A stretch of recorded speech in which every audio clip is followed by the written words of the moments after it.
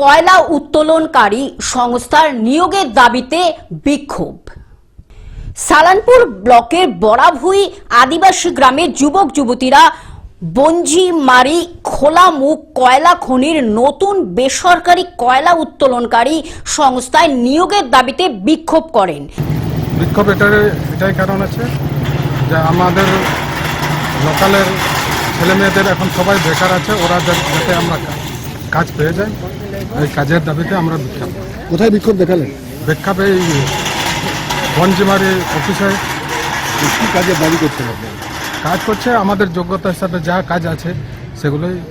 তারা প্ল্যাকার্ড হাতে মিছিল করে ইসিএল এর দেন্দুয়া বঞ্জিমারি খনির এজেন্ট অফিসের সামনে এসে গেটের সামনে বিক্ষোভ দেখান। বিক্ষোভের শেষে কর্তৃপক্ষের কাছে ডেপুটেশন দেওয়া হয়েছে যাতে স্থানীয় বাসিন্দাদের অগ্রাধিকার ভিত্তিতে চাকরি দেওয়ার দাবি জানানো হয়েছে। স্থানীয়রা জানিয়েছেন এলাকার উন্নয়ন ও কর্মসংস্থানের স্বার্থে তাদের দাবি মেনে নেওয়া উচিত, তবে দাবি না মানলে আগামীতে আন্দোলন আরো তীব্র হবে। ये अभी जो स्थानीय लोग आए थे, जो बंजीमारी में अभी हमारा कॉन्ट्रेक्चुअल माइन स्टार्ट होने जा रहा है, ये लोग एम्प्लॉयमेंट के लिए डिमांड करने के लिए आए थे।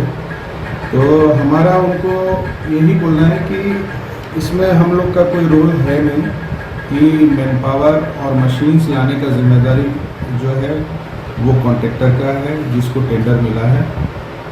तो उनको हम एडवाइस कर सकते हैं कि यहाँ से लेना चाहिए। स्थानीय लोग हैं, वो भी काफ़ी तकलीफ़ें झेल रहे हैं, वहाँ से लेना चाहिए। बस यही हम जो आए थे प्रतिनिधि, उनको हम बात बोले हैं।